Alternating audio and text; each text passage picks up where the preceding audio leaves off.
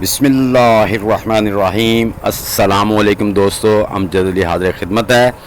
गमले या ग्रो में पौधे के रूट्स यानी जड़ें बाउंड हो जाती हैं, जिसकी वजह से हमारे पौधे के पत्ते पीले होना शुरू हो जाते हैं और ग्रोथ रुक जाती है। तो इसलिए दोबारा से सरसब्ज़ और फल लेने के लिए पौधे की हार्ड प्रूनिंग और रीपोर्ट करना ज़रूरी है। तो दोस्तों वीडियो को मुकम्मल देखिए ताकि पूरा प्रोसेस आप भी समझ सकें। तो अगर मेरी ये छोटी सी वीडियो आपको अच्छी लगे तो इसे लाइक शेयर लाजमी कर देना। नए दोस्त मेरी वीडियो को लाइक शेयर और चैनल को सब्सक्राइब करके बेल आइकन को दबा दें ताकि हर नई आने वाली वीडियो की इतला आप तक पहुंच सके। जी दोस्तों, सबसे पहले तो हमने इसको ये हार्ड प्रूनिंग ये है, ये इसकी टानियों को शाखों को काटना है।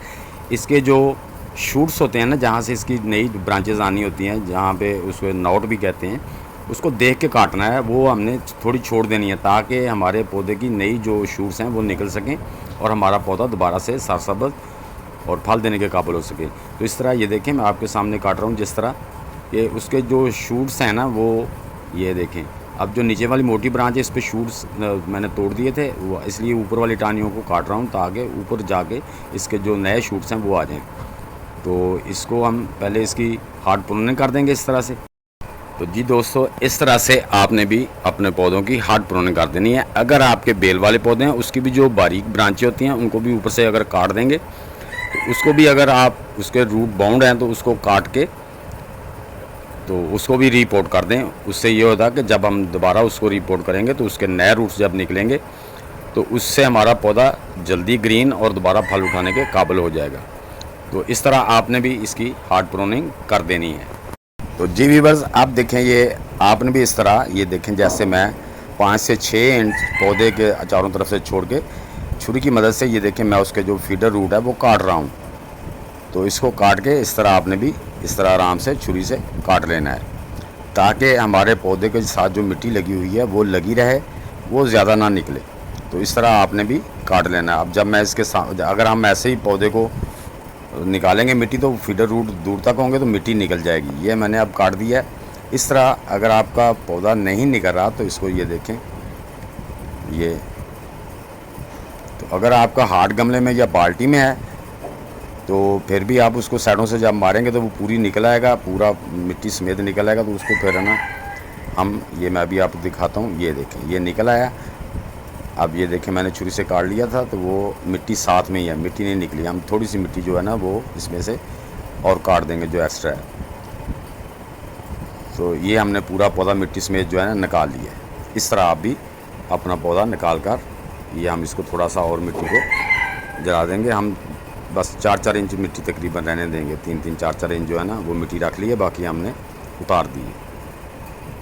तो अब दोस्तों, मैंने जो मेरे पास जो डीकम्पोज्ड की हुई किचन वेस्ट थी, उससे मैंने डीकम्पोज किया हुआ था, उसमें हम इसको लगाएंगे।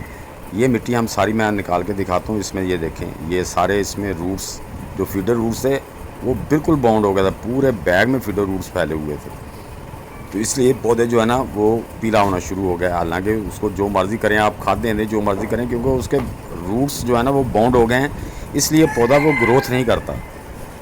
तो ये देखें दोस्तों, मैं अब वो जो मेरा बैग था जिसमें मैंने ग्रो बैग में मिट्टी डाली हुई थी, ये तकरीबन किचन वेस्ट की जो डीकम्पोज किए हुए हैं ड्राई लीव्स हैं, ये उनसे मेरा बैग भरा हुआ है। तो अब हम इसको ना गड़ा बना लेंगे। इसमें से ये कुछ निकाल के मिट्टी इसके अंदर ऐसे गड़ा बना लेंगे ताकि हमारा जो पौधा पूरे का पूरा उसके अंदर चला जाए। बाद में जो मिट्टी निकाल रहे हैं इसमें भर के उसको अच्छी तरह बिठा देंगे।